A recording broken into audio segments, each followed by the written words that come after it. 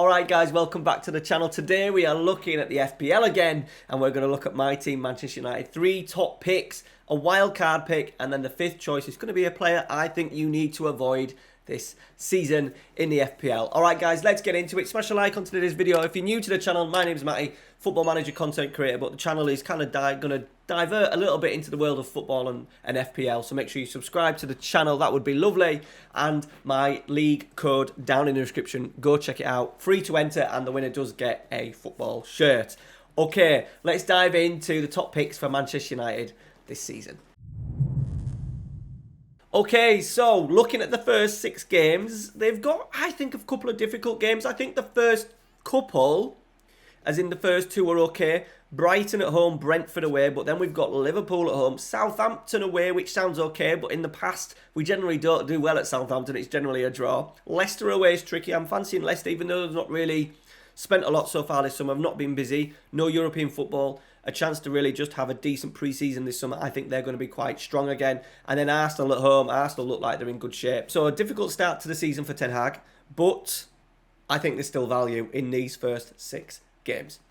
Okay, so the first pick is Dalot. I am surprised that he hasn't been mentioned more. I think people haven't spoke about him as much because of United's opening 6 games. However, I do think there is a lot more value in him. He's only been selected by 3.9% of people. This may be because I've got a Man United cap on more than anything else. But Tomiyasu and White have all been regarded as strong picks for the season, at both at 4.5. However, I think United are going to be better defensively this season, that's for sure.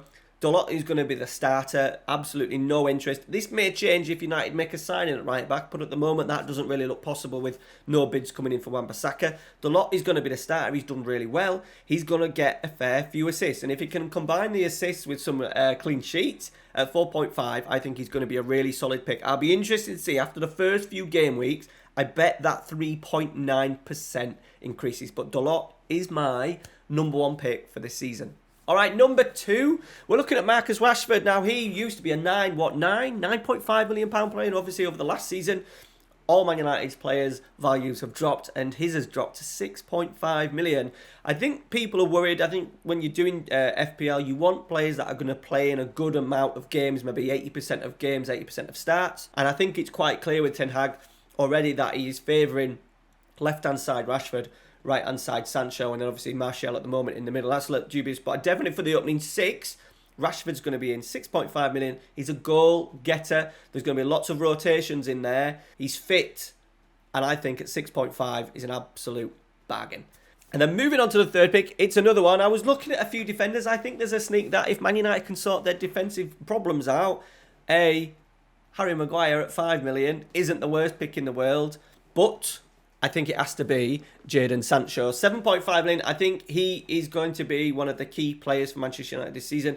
I think the right-hand side is nailed for him. Martial and Rashford may have to fight it out on that left-hand side once perhaps Ronaldo is back.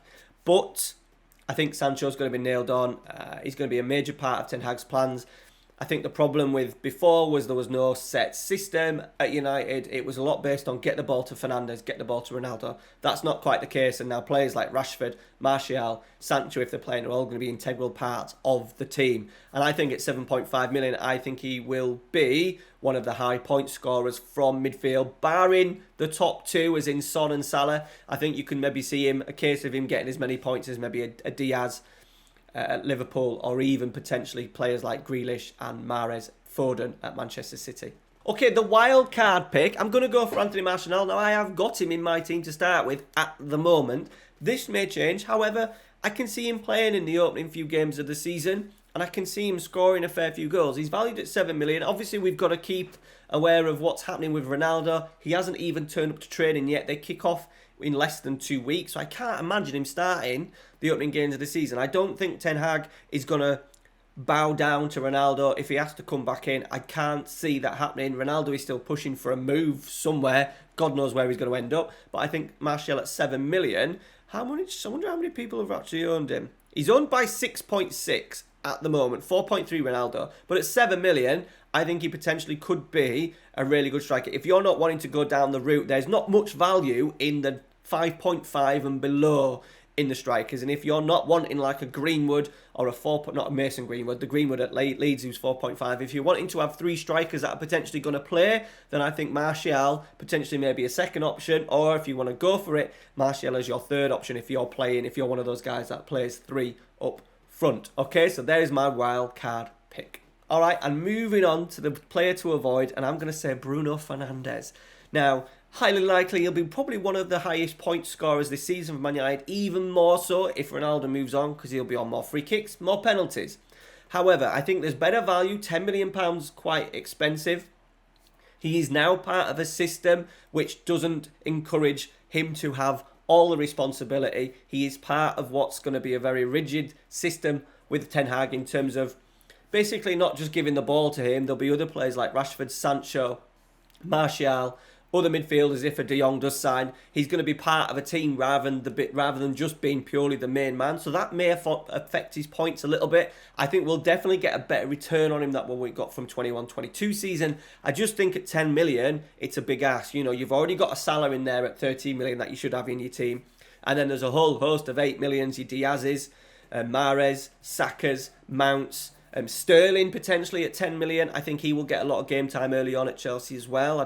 Can't see them signing him and being a little bit of a rotation option.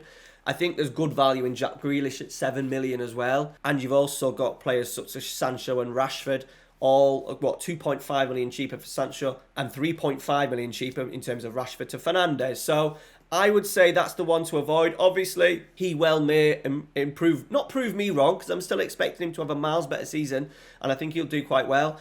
I just think the price point of him, I would maybe even stretch for me. I would maybe even stretch and go for a Son at 12, or maybe get in a Haaland at 11.5, a Kane at 11.5 if you've not done that.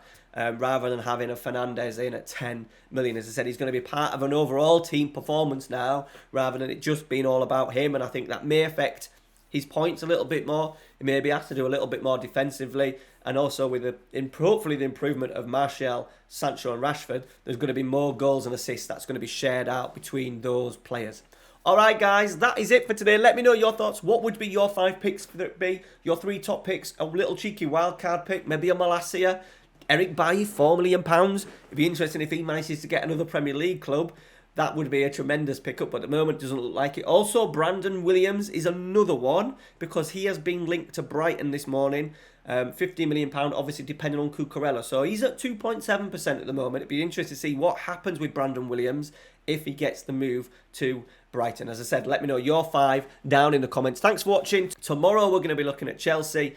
Thursday, we're looking at Man City, Arsenal on Friday, and Tottenham on Saturday. All right, guys, thanks for watching. As I said, smash a like on today's video. Let me know your thoughts. By all means, I am not an FPL super nut. I am just someone who was really enjoying it and wanting to change a little bit of the content on the channel. And hopefully it gets a nice little discussion going here and in my Discord. All right, guys, take care. See you tomorrow.